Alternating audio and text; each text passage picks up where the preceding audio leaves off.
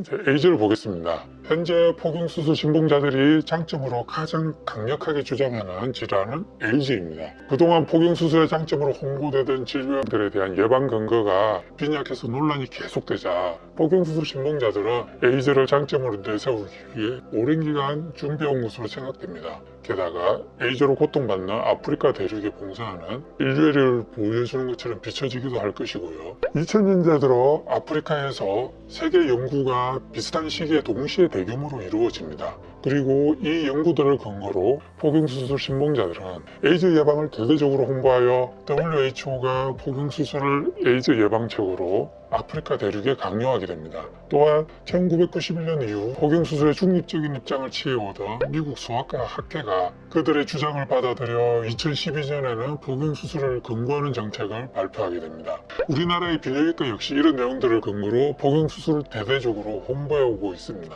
대규모 아프리카 논문들을 포함하여 에이즈 관련 주장들을 검증해 보겠습니다. 먼저 에이즈에 대해서 간략히 공부를 해보시죠. HIV 감염은 휴먼 이뮤노티피 바이러스라는 HIV 바이러스가 우리 몸속으로 들어오는 것이고, 이로 인해 인체의 면역세포가 감소되면서 면역기능 저하로 기획 감염이 합병되는 질환이 에이즈입니다. HIV 감염이 되었다고 해서 바로 에이즈가 걸린 것은 아니며, HIV 감염 후 몇 년에서 몇십 년이 지나면 에이즈에 걸릴 수 있고, 또 몇 년에서 몇십 년이 지나면 사망할 수 있는 것입니다. 예전에는 죽음의 병으로 알려졌지만 현재는 치료하면 평균 수명을 유지할 수 있는 만성 질환입니다. 특히 요즘은 하루 한 알의 약 복용만으로 관리가 가능해졌으며 에이즈로 사망하는 경우는 거의 없습니다. 가령 에이즈 환자로 유명한 전설적인 농구 스타 매직 존슨을 보시면 현재 야구단 다저스 구단주로 여전히 잘 살고 계십니다. 남성 포경수술이 HIV 감염을 예방한다는 가설은 1986년 8월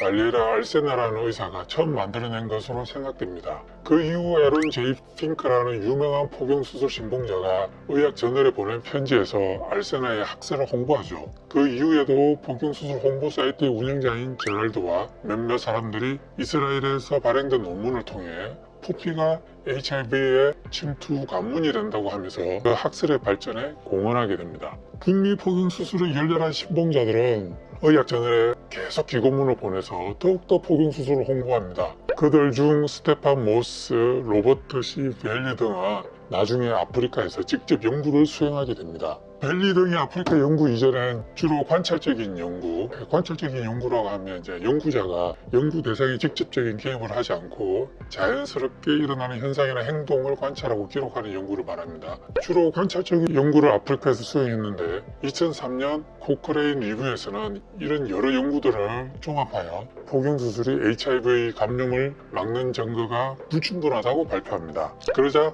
포경수술 신봉자들은 포경수술 확산의 주도적인 역할을 하는 NIH 등으로부터 기금을 받아서 아프리카에서 직접 연구를 하게 된 것입니다. 대규모 연구가 비슷한 시기에 아프리카 여러 나라에서 이루어집니다. 하나는 프랑스인으로서 포경수술 신봉자인 베르트랑 오버트의 감독하에 남아공화국의 오렌지팜에서 하게 되고, 다른 연구는 로버트 벨리와 스테판 모스의 감독하에 케냐에서, 또 다른 연구는 로날드 그레이의 감독하에 우간다에서 하게 되는데, 모든 연구자들이 이전부터 열렬한 포경수술 신봉자들이었습니다. 세계의 아프리카 연구들에 대해 결론부터 말씀드리자면, 첫 번째, 명백한 연구 결함이 있다. 두 번째, 새 연구 책임자 모두 열렬한 포경수술 신봉자들로서 중립성, 객관성이 결여되어 있다. 세 번째, 의심스러운 부분들이 많다.